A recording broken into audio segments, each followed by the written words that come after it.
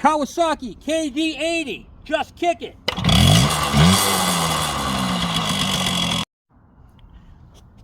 Kawasaki KM100, just kick it.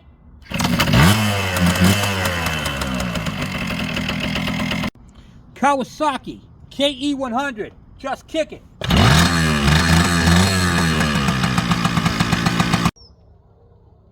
Welcome to the Kevin Bergeron YouTube channel. I'm your host, Kevin.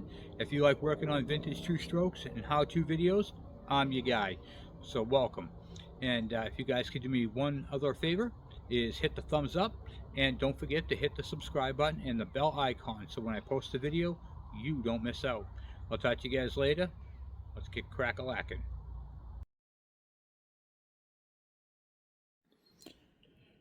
Hey YouTube, how you guys doing tonight? Kevin here, coming at you with another video. This is a Suzuki DS80 engine that we're going to be rebuilding. Okay, but I wanted to talk to you. I'm using it as a dummy tonight. All right, we're going to pull the head off real quick.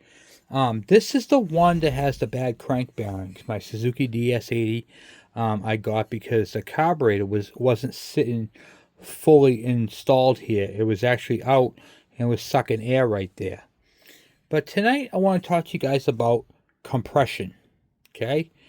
And what actually happens in a two-stroke, okay? So we're going to get the head ripped off because I need to show you guys that.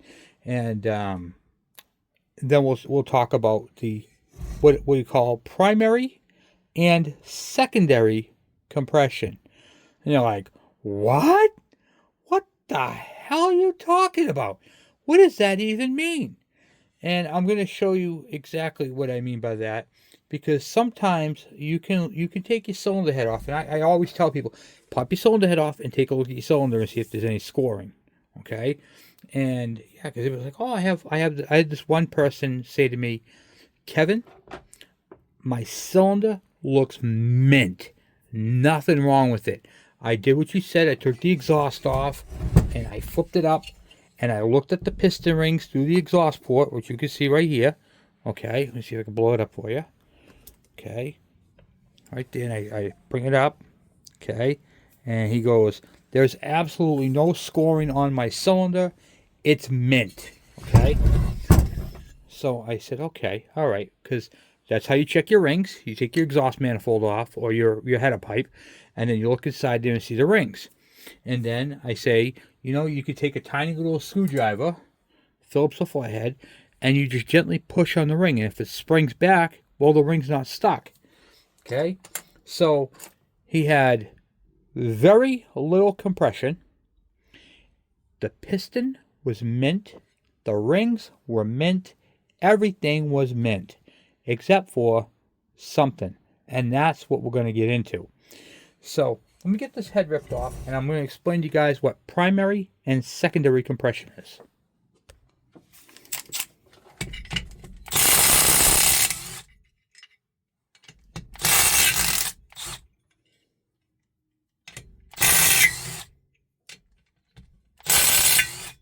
I will tell you that head was tight. Wow. Okay. Like I said, I don't know if this engine's burnt up or not, but we're going to find out. Okay. So we take this off. Get that other nut. Perfect example. Perfect example. And you can see all the carbon right on there. Put a new plug in it. I'm looking around here. This is the firing area. And it looks like it was sealed up pretty good. Then I got the gasket, which is right here. Oh no, is it? Yep, right here. First thing I notice, it's not copper. Okay, so, but it's very thin. It's a very thin gasket. Okay, so now I want to show you guys this. You guys are gonna like this. This is some good information right here. This piston right now is talking to me, and I'm going to tell you what it's saying to me. If you look, we got a screwdriver. See the carbon? Where the carbon is? You can see where these clean spots are. So if you have clean spots, really clean spots on your piston, like right here and right here. See how they're uniform? Okay, it's kind of hard to see. Let me see if I can blow you up a little bit here. Okay. You can actually see your transfer ports imprinted in the carbon on this engine. Okay. That happens from hot spots. Okay. And on this, you can see the relationship right here with the ports. So you can see the open port right here, that port right there, and you can see the carbon right there. There's a port right here. So look at this. You have a hole here. So you can blow you up a little bit more. Okay. Let's watch this, right? Perfect example is this top part. With the piston all the way down. You can see how this is shiny right here. And then you can see the transfer ports where they're blowing onto it. See it? Right there? They all line up with the ports. Right there. Okay, it's tracking it. Okay, so what that's telling me is that something below the piston is leaking. So I'm looking at the cylinder and I'm checking the exhaust. I got a score right here. I can feel that with my finger. Stick my fingernail right into it. Let me turn the engine around so you can see it.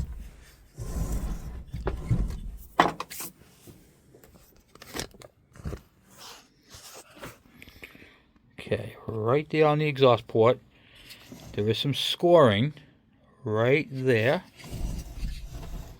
Let's go this way. Right there. See that track? That right there got hot. Okay? That's what causes that. That right there is air being introduced into your combustion chamber or your primary compression side. So, a lot of people think that on the engine, two-stroke only, that compression starts when the ports are closed and it compresses up into this chamber here. That's only partly true. That's called secondary compression. So from the time that the ports are closed to the very top of compression, okay, that is secondary compression. Compression on these actually starts when the piston travels down. So what happens is, here's a carburetor right here. Okay, mounts right here. This carburetor, when the piston's all the way down and starts moving up, the underside of the piston creates a suction. And it is sucking in, as the piston's moving up, as much air and fuel as volume as it could possibly take in. When the piston travels down, it starts, the second that piston starts to travel down, it starts the primary compression. Primary compression takes all the fuel and air that was right in here, that volume of air, mostly is what we care about, not really so much the fuel at this point, but the air, and pushes it down around the crank. The crank scavenges the fuel, mixes it, what do you call it there? Mixes it together. I'm drawing short on the word there. Okay, to mix the fuel, and then pushes it up into these transfer ports on top of the piston. So it goes from the crankcase to the top of the piston through the transfer ports. Once again, this is two-stroke only, because two-strokes are the only ones with primary and secondary compression. A four-stroke only has compression. Okay, so it pushes it right on top of the cylinder. Then it takes that volume, compresses it one more time, and then the magneto kicks in and detonates the fuel. Now, if you have a bad crank seal, a bad base gasket, a leaky intake gasket, or even a bad head gasket, can affect the compression. If it's not the head gasket, so you check your head gasket, Kevin, my head gasket looks good, but I still got no compression. There's no scoring. My piston is clean. It looks good. Everything looks good on the top end. What could it be? It could be something simple as a leaky base gasket, a leaky intake gasket, a leaky crank seal. And in some extreme cases, very rarely, one of the halves are leaking. And I see that mostly on bikes that have been jumped. Because when they jump and the frame tweaks and twists, it can cause that to happen. It'll cause a crack right here. In fact, on the Honda MT250 motor I have, has that exact problem, which on a later video I'll show you that. So, that's where the problem is with that. So, now I have this DS80 engine right here that has bad crank bearings because they ran it so lean that it burnt up. So what am I going to do with this engine? Well, I know that the gearbox and everything else is good. I know that it's number matching to the bike. So we're going to remove the top end. We're going to dress the cylinder and take the piston out. I do have another nice, really nice cylinder and piston that I'm going to use on this right here. Thank you to Todd Jensen, who sent me up a bunch of parts for these things. Sent me up a couple of really good motors even. Okay. This motor right here is a CDI motor. So I want to keep this and this is really, really nice shape. I mean, it's never had a chain break.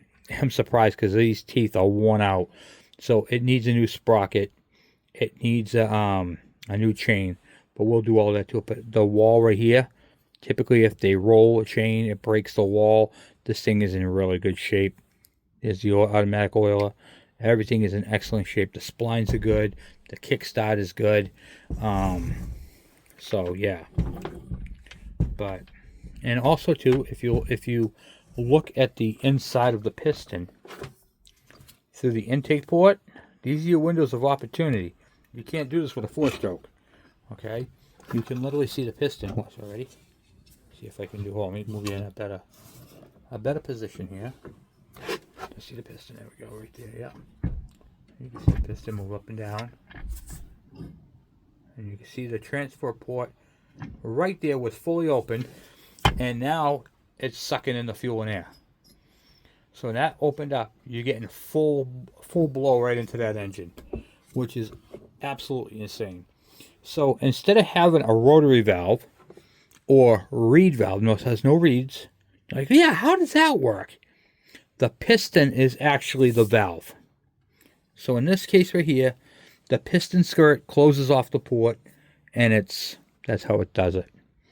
But on some of these engines, they have reed valves, but not this particular one. So this is a DS80, and yeah, so that's how that is. So primary compression happens on the bottom side of the piston, pumps the air and fuel mixture on top of the piston. That's secondary compression, and then detonates it. 4-strokes don't have that, and that's part of the 2-stroke. You know, 2-stroke, 2 compressions, one below, one up top.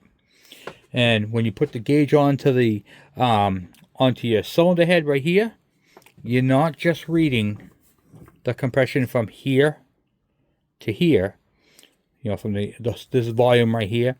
You're taking all the compression from the crankcase to the top, and that's letting you know you have a sealed unit. And so that's why they have a base setting, and the base on these things right here, right around 120 psi. And then really good, on a good engine, you'd see about 140, 150 psi. So that's it. And then this piston right here is telling me a story. And the downside, when I got this bike, the spark plug was missing, so that was a plug I put in to see if I can get it running. But if this thing had really burnt up, it would turn that spark plug gray. But you can see all the carbon, all the unburnt fuel. This thing's not burning correctly, and it's not burning correctly because it's got an air leak because it burnt up the lower end. So hopefully that information right there helps you guys. Let's take a look and see if we can get the cylinder off. Because, well, it's got to come off. This whole engine's got to come apart because I got to replace the crank bearings and crank seals. So I figured, you know what? I'm going to start a video talking about compression. So I'm actually going to do this on the, whatchamacallit there, on the other video for the, when I tear it down. I got a bunch of these DSEs. I'm going to put this off to the side. This is the one that we're going to build. But what I want to do is I want to see if I have a, this other engine that's been down the bottom of this bench probably since 2020. Just want to grab this engine. Okay, here's another DSA. You see the condition of this? This is not that great.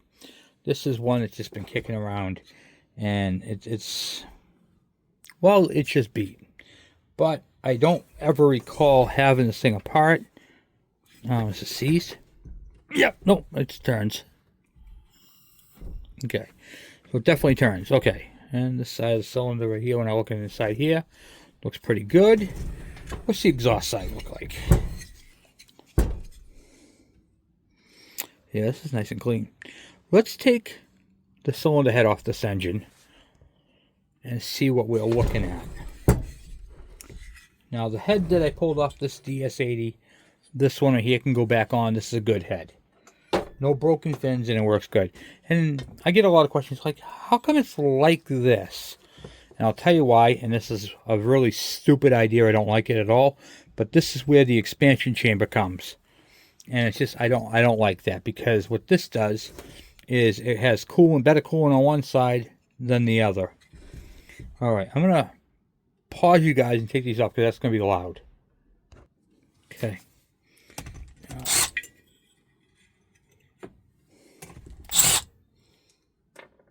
Okay. That's a normal looking head. Right there. See that? That's normal looking. See that?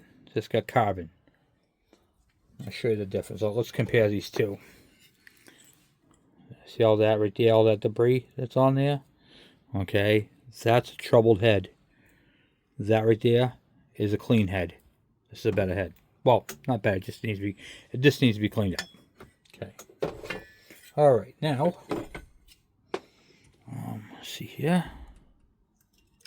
Head gasket. It's got a couple of spots right there. It was starting to go.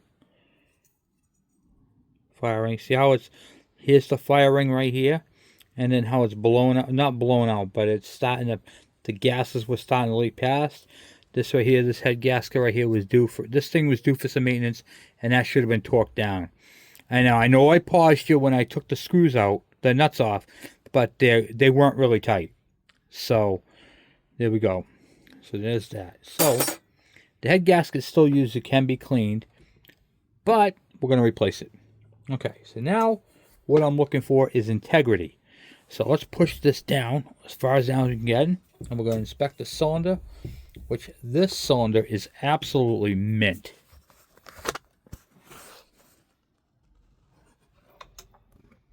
There is no scoring whatsoever on it.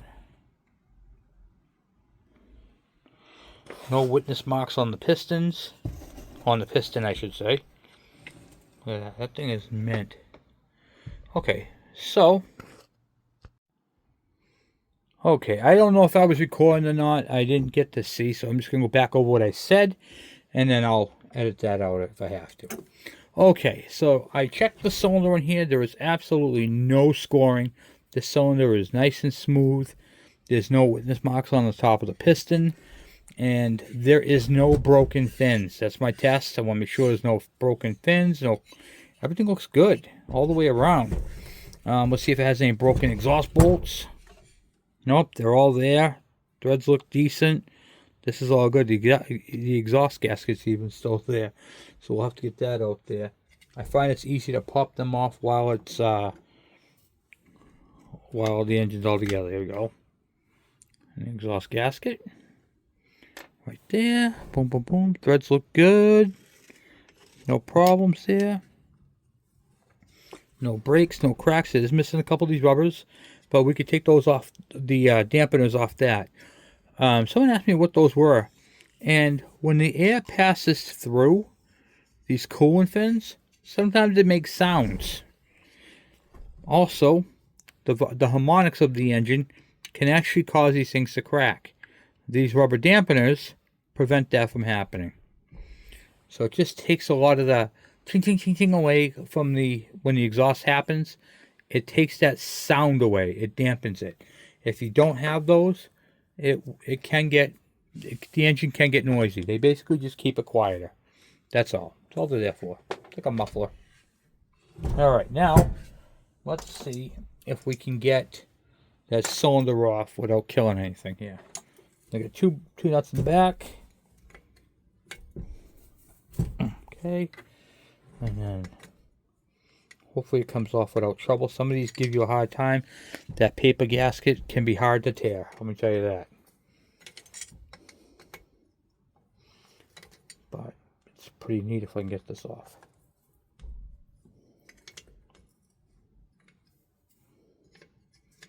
I'm just taking off these two nuts right here in the back of the cylinder head.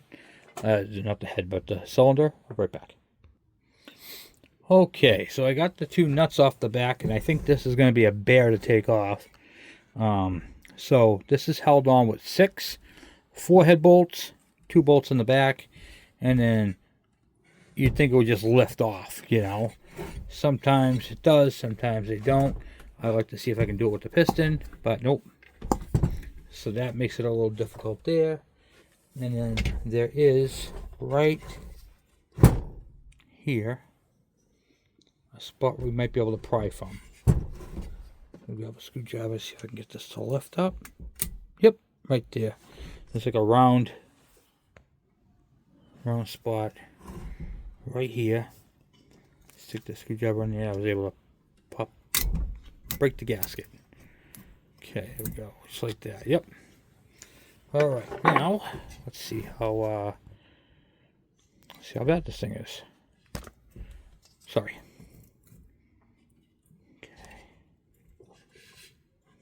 Piston's actually feeling really good, guys. Nice and smooth going down. There she is. There's my reeds right there. So, remember I told you, the fuel gets directly injected into there. It goes right into the cylinder. Okay, right below the cylinder. The reeds are part of that secondary process, which I'm going to explain to you on another part when it comes up. But yeah, this thing's really shit. I'm going to show you how to check these reeds too. Not tonight, of course, but when we go to put this all back together, we're going to check it. Okay, now we're going to see about getting that off. See the piston right here? Got a little scuff on it, but nothing crazy. We're going to take the clip out of here and then slide that piston off. Let's see what's involved with that. Okay. This one has a full circle clip, not a half not one with a little arm on it. So I got this little thing here. I got this antique. I don't even know what this thing is. It goes into it's like an awl. It's antique. I love using this thing for this. Okay. So now put this in here. Push the wrist pin in. So I'm pushing the wrist pin down. That's going to allow me to get to the clip. I'm going to put my thumb over it so it doesn't go shooting out.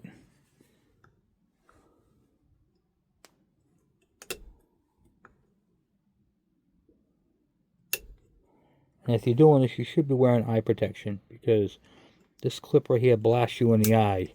Man, it can hurt, you know.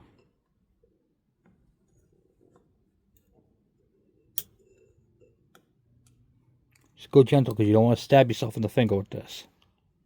Okay. And yes, I got the clip out, the retainer. And now I'm going to use my piston pushing tool. Let me go grab that. Just so here's what it looks like. It just got some steps on it. Alright, so I'll put this up like this. Like that. Take this right here. Boom. Let's see if we can get that piston pin out.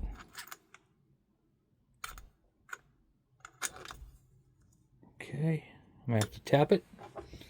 Let me get something I can tap on that with. Probably use the handle of a screwdriver or something so it's gentle. Don't want to beat on it with a hammer or anything. Okay.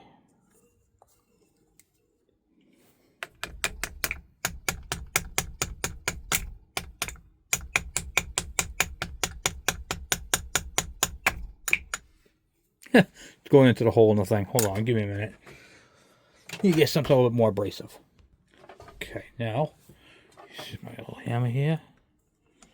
Don't want to hit it too hard, I just want to tap it.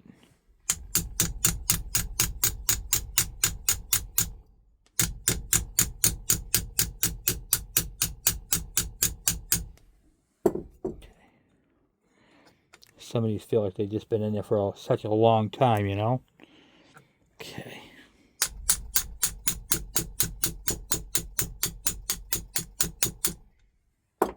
Alright. I'm going to have to take the pin off this side now. I already moved it. Right, let me get that pin off on this side. And that'll allow the this tool right here to go all the way in, which is, I didn't think I was going to have to get to that point, but apparently I am.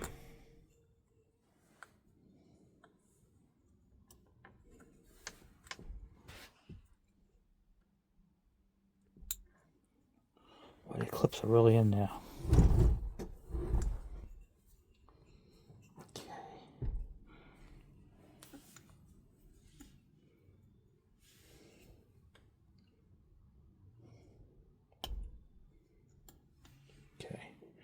Got that one out. So it's a really cool tool. It's antique. Had it for, like I said, very long time. Let's hold on to that. Put that back up where it goes.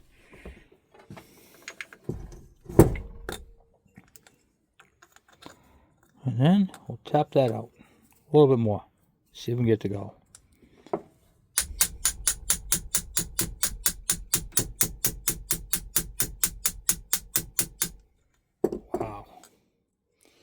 The wrist pin's moving, but it's moving very hard.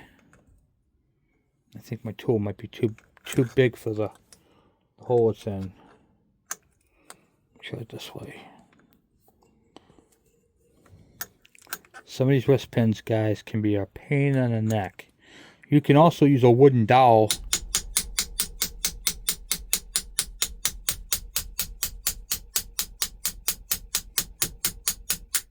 Typically what happens is carbon builds up, and that's why you can't get that out. But the piston moves freely, it just, the wrist pin's kind of stuck. Alright, now,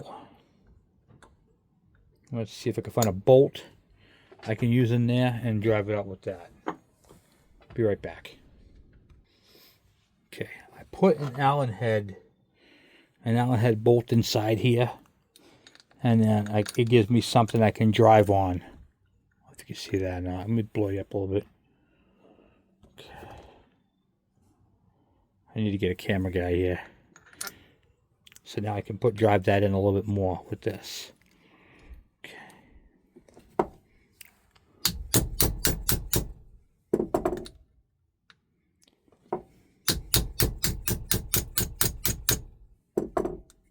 It's coming.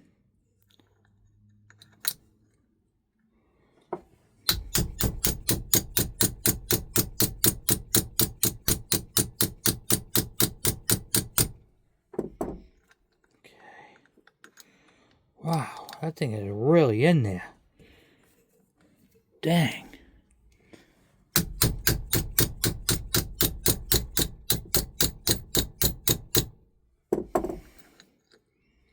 Okay, now I get that bolt out first so I can get the piston out. So I'm going to slide that pin back through, push out that bolt if I can. If it wants to come out.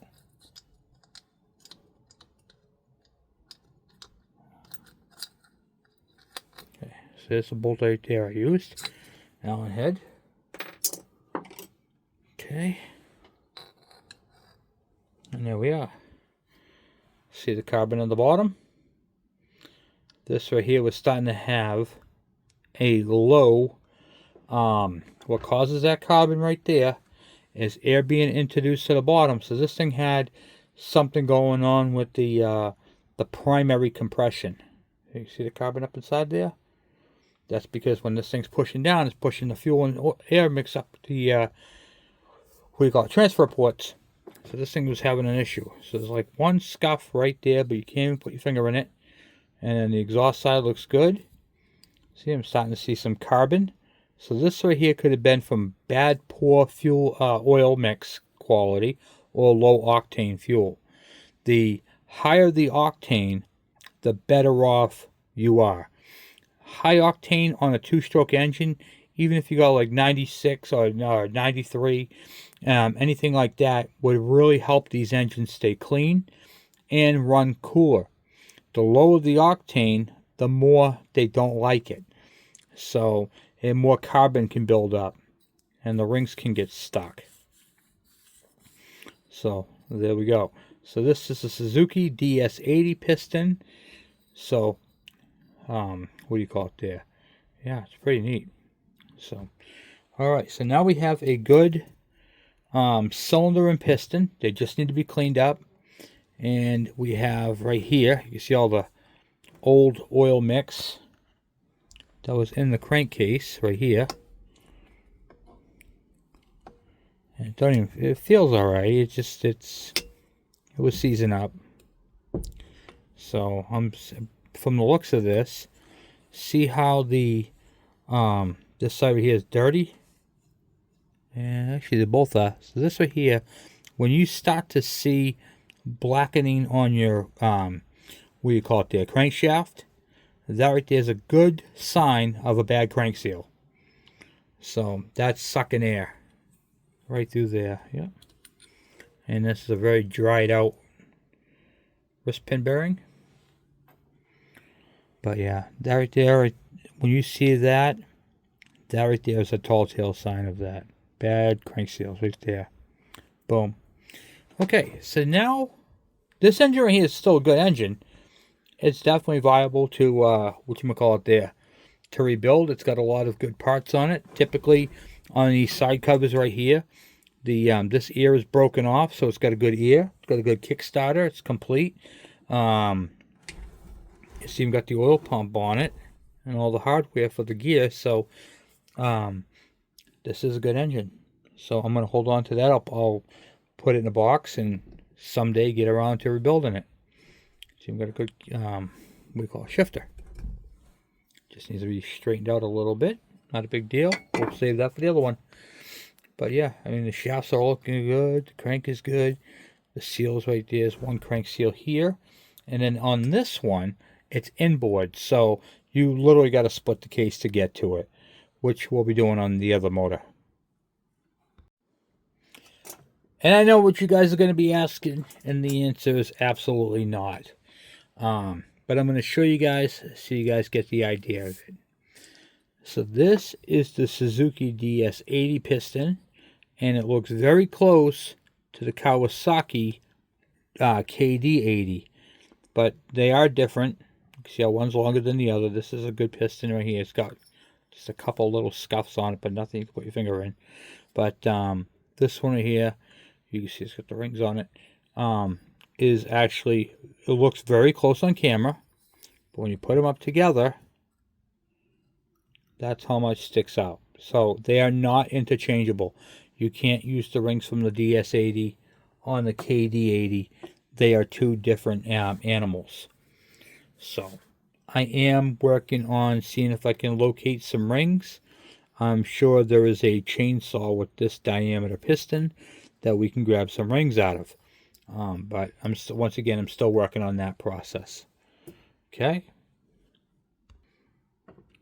Okay. So now that that's out of the way, it's a burnt up piston with a broken skirt. So now that part's out of the way. So this is the good viable cylinder and piston kit. This is the head that's going to go on it, the original OG head. So we have all that. Put this other head back with the engine and the 4 bolts. 4 nuts. And let's get this one ripped off just to see how bad this one is. Alright.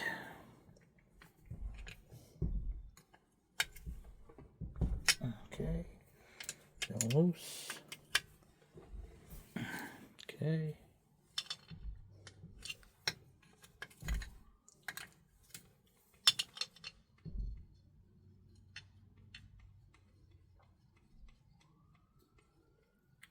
Yeah, I really want to get that DS80 back together. That was a donation bike that was donated to the channel. And I was like, yeah, I'd like to really get that, what do you call it there, up and going. So, he didn't want to fix it. I gave him a price. The problem was his kid was just about ready. So, fixing the bike versus you're going to have to buy a new bike for your son anyway because he's getting too darn tall, too darn big for this little bike. Not only did he ride the pants off this, I mean, he literally, they bought the bike brand new. Well, I'll just show you this. It wore out the chain sprocket. Look how bad the sprocket is. I mean, this bike right here, they didn't buy it used, they bought it new. The sprocket, I mean, it's worn out. That's the original for the bike. The tires are worn out. I mean, he basically rode it until that happened. And they cleaned the carburetor, rode the bike around with it loose, and it burnt it up. And then it was like, can you take a look at this, see what it needs? It's making funny noises. I took a look at it, told him what it needed, crank bearings and all that. Check out my YouTube video, blah, blah, blah. And he said, okay, yep, I hear it. I understand it. So, is it something you'll build on your channel? I said, yep, I'll build it. I'll make videos out of it and teach people how to do this type of stuff. And basically, it's my bike. So, gave it to me. It's mine. I bought the parts for it. Blah, blah, blah. Bill of sale. We're good to go. All right, now, get that one over there. Boom. Let's see if we can't get that cylinder off the same way. Little pry point right there. See if we can't crack it loose. Oh yeah, look at that, came right up. Boom. Okay. This cylinder is not too bad. You can see the rust. Had some water in there, guys. Had some moisture. That's not good. So, yeah. Now, let's take a look. Crankshaft actually looks pretty good. Oh, nope. Found the problem. This is a perfect textbook right here. This is what I was trying to show you. Perfect textbook right here. I'll show you. See, you guys come to this channel to learn, and I'm teaching you so much stuff. Okay, and they did a little modification to this piston. I'll show you that in a second, too. Okay, let me get this oil ripped off the crank here.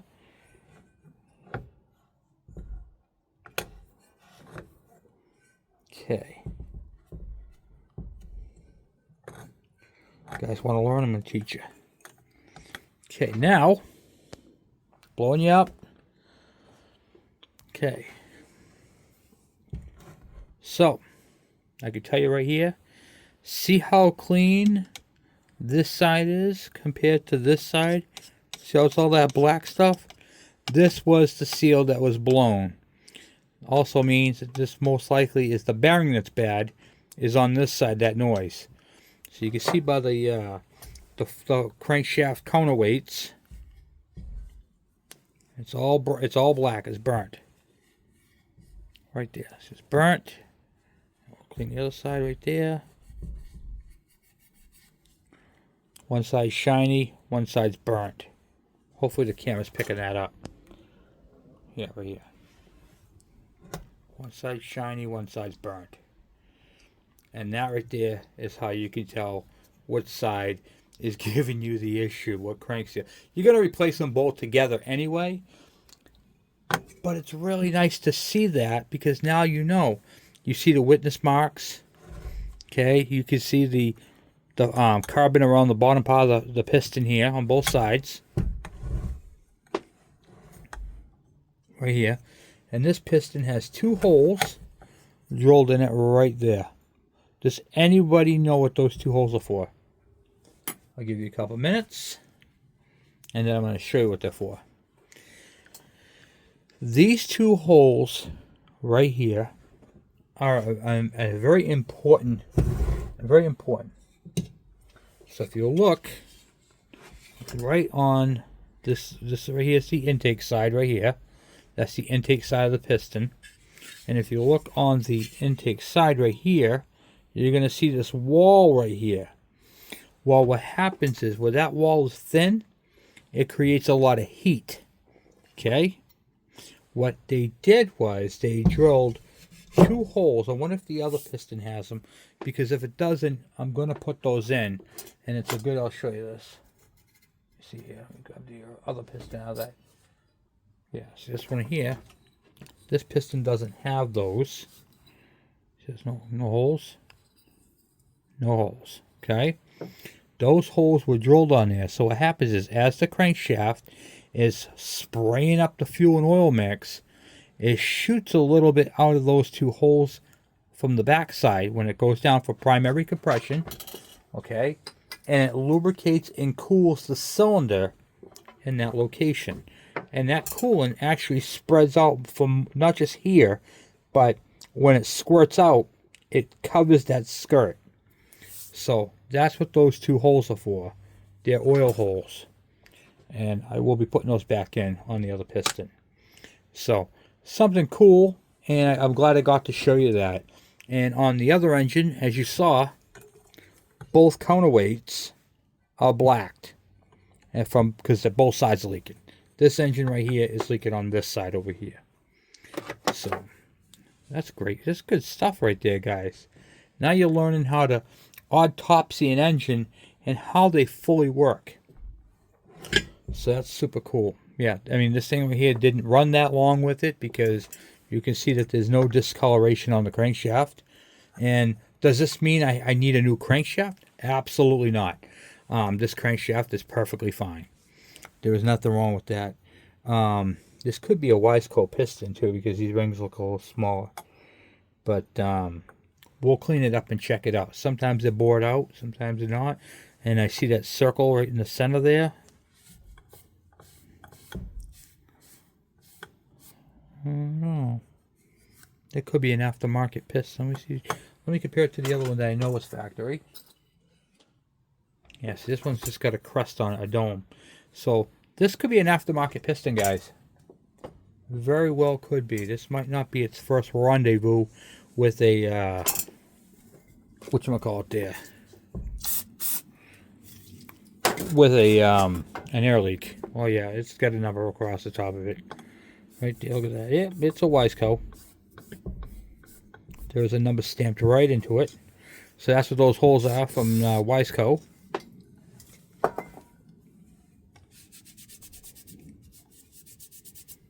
Yep, right there. Boom. You can barely see them, but there's numbers right in this right here.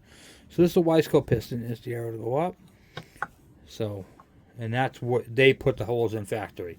So the Wiseco people, not the DS people. So, I wonder if this thing's been bored out. I'm going to have to clean that up a little bit more. Yeah, that kind of stinks. You put a new piston in, and then, you know, they must have did a top end at one point for that. So, that's interesting.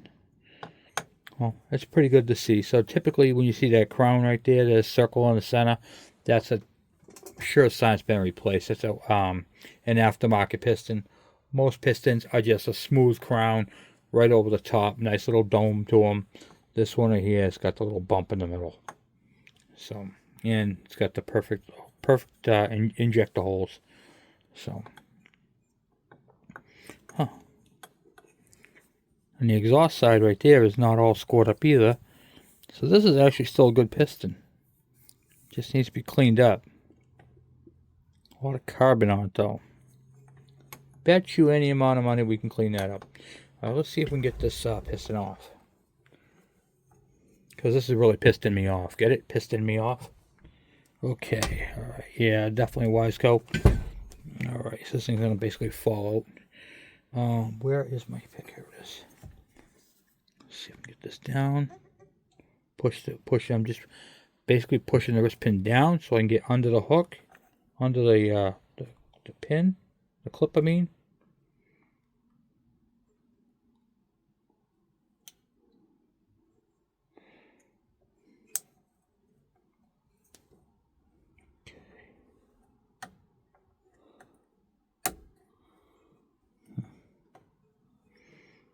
I'm not going to reuse this clip. But I don't want to be blasted with it either. Okay, here we go.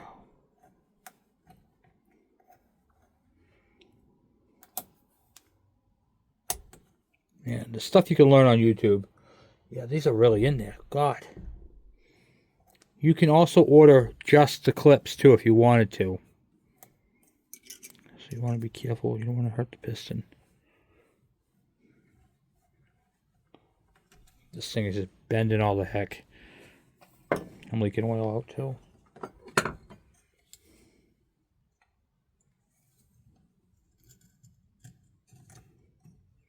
I'm prying against the stud. Grabbing the pin. Don't pull. Don't grab. Oh my God, look how hard that is. Oh my God. Wow, guys. Do you see that? That's terrible. And I'm leaking motor oil into this engine from the engine too. So that seal is gone. Let me move this right out of my way. Okay. Sorry for the mess, guys. I gotta clean this thing up. I wasn't anticipating going this far tonight. Alright, now let's see if this pin will go out. No, guess it ain't gonna fall right out. Alright, making me into a liar here.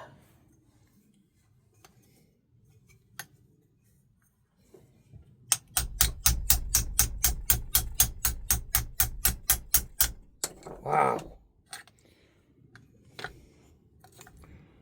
These wrist pins are really hard to get out tonight. Okay, once again, I'm going to just use my Allen head. Stick that in the inside here so it can push up against it. And use my tool again. And then tap on it some more. So put this up like this. And I'm just trying to get my fingers in here so I don't want the piston to hit the studs as I'm hammering on it, you know.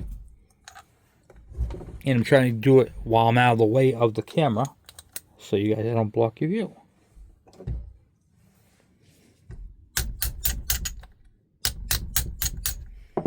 It's coming out now.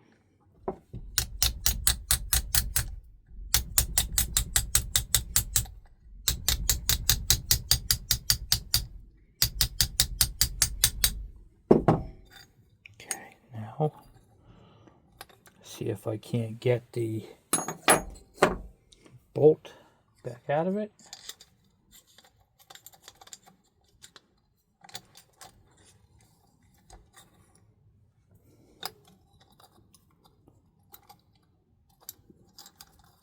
Okay.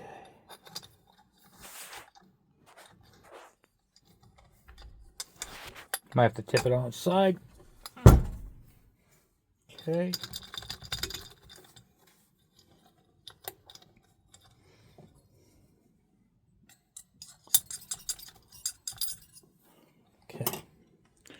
Bolt just fell out. Piston's out. See how clean it is underneath.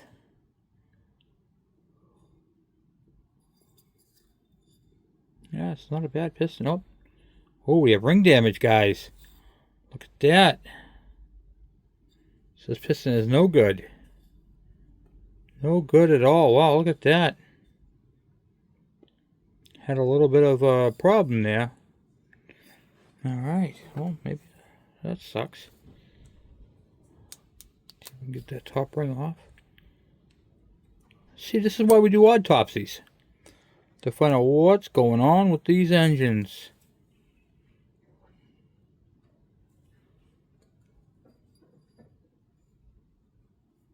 Okay. Yeah, that ring is stuck. Stuck right there. Yep.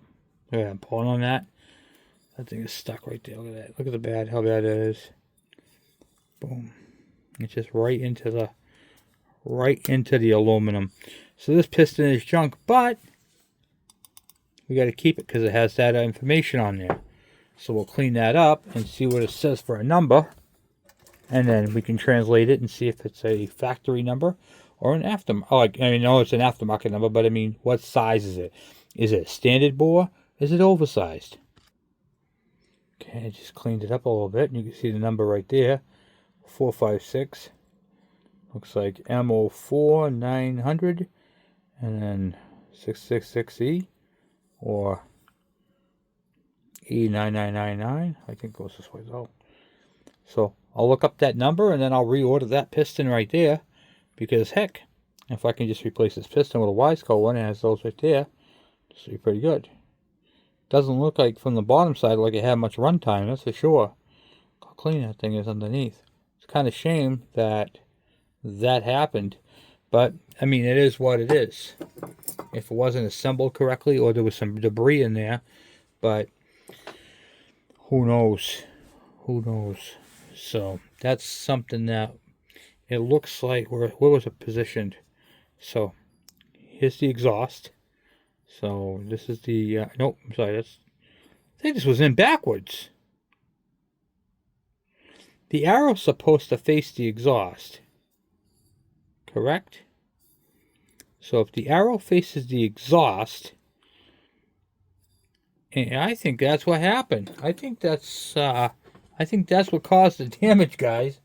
Because look, if the, yep, right there, that's perfect. That right there made contact with the exhaust port, and look, right there, you can feel the damage. So that's what happened. They put the piston in backwards. They had the piston this way, facing the intake, and then turn it around, and then you can see the damage to the ring on the exhaust port side. Wow. That's craziness. So maybe they did drill the holes, because that's backwards.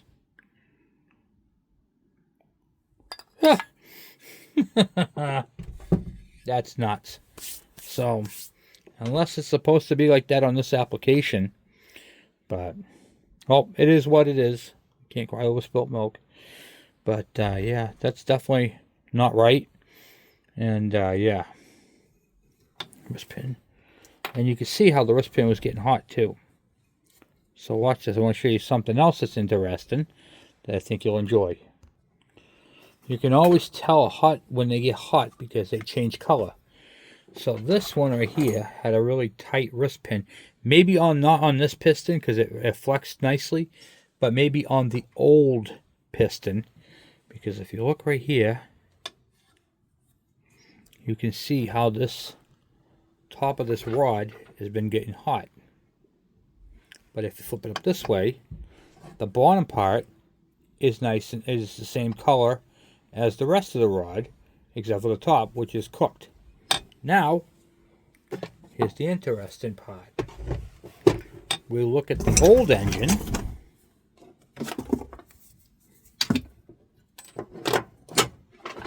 That one we took apart earlier. Let me put that back up here.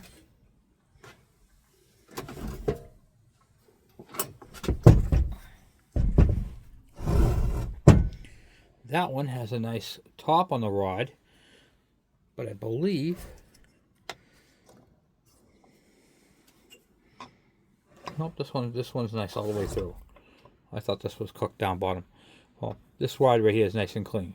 So, the wrist pin on that one right there was not getting, whatchamacallit there, cleaned up. So, when we split the case, we'll make a determination if the crank is bad. I'll show you how to check for a bad crank. I know that the crank bearings on this one are bad on the sides, But this can be cleaned up, this carbon. It could just be from the compression. So from the when it was firing underneath, I showed you all that carbon. It could just be stuck on here. This may not have gotten hot. This may have had plenty of flex. But once we clean it up, we're going to look for discoloration. It'll have some bluing in there. If it does, under the black and through here, then the wrist pin was season up. If it's just carbon on the outside like this, like baked onto it, which I suspect that's the case, that's an air leak. That's maybe this gasket, maybe the intake, or one of those. So it's causing that. But I think that one's good. So, well, guys, that's what I have for you tonight. I know there's a lot of autopsy stuff here tonight, which is awesome, and it gives you guys an opportunity to see really that it's not just mechanics that we're doing. You're a forensic scientist. You're trying to backdoor and see what happened without you being there. That's really what this is about. Is taking a look and saying, okay, this engine failed for this reason, this one failed for this reason. What was the scenarios? What was the case? What happened? And the guy bought that engine, that bike. He owned it since it was new. Now I'm starting to see something. Why? Now I know why the what do you call it there? The carburetor was loose, because they had the top end off of it and replaced it with a new top end. Which is telling me he had some other issue going on. Judging from the crank, it had a bad seal, burnt up the old piston. They put a new top end to it somewhere down the road, put it in backwards, and chewed up the ringland. Okay, because that's where the pin should be, correct? Maybe not. Let's take a look at the other piston real quick before we go, and see if the piston pin is in these pins right here. To locate the ring, see if it's where it's located, because if it's in the wrong spot, that could be a whole different problem. So let's see here. Okay, here we go. Okay, that pin right there is right there. So the top ring is right there, which is exactly where that one broke. So the gap was actually in the exhaust port, as opposed to being on the intake side where there's an area where it doesn't need to be. These pins are for lining up your piston rings. So there's got one. The bottom one locks in right there. You can see the pin. See that pin right there between the rings? That's what I'm looking for, right inside there. And then this one right here, the top one, is right here. So that's how the ring gap spacing is, right there.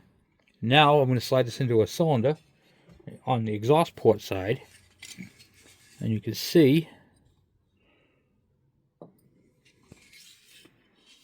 look how wide that exhaust port is. So that's what happened. They put the piston in backwards. That upper ring, so when he kicked it over with all of his might, basically folded the ring just like that, and the only ring that was doing any of the work was the bottom ring. But it didn't matter, because it was doomed from the start, because it had a leak. And then that was all. You saw all the witness marks on top up here from all that. So this engine needs to be resealed up. It needs a new piston, and it basically was flawed from the get-go. Put these up here like this. Okay, so it's a factory bore. It's not bored out. So I'm just going to use the original piston, not a Wiseco. But I'll use the factory piston from the other motor and the whole top end, and we're good. And that's it. So anyway, guys, thank you for watching. Thank you for subscribing. Thank you for the thumbs up. I hope you guys learned something tonight. There was a lot of information, but the most important thing is to know how they work before you work on them. A lot of people didn't know that it's called primary compression is below the piston, secondary is on top of the piston, and that's just the way they are. So anyway, guys, once again, thank you guys for hanging out with me. Thank you for learning with me, and I will talk to you guys later. I'm out.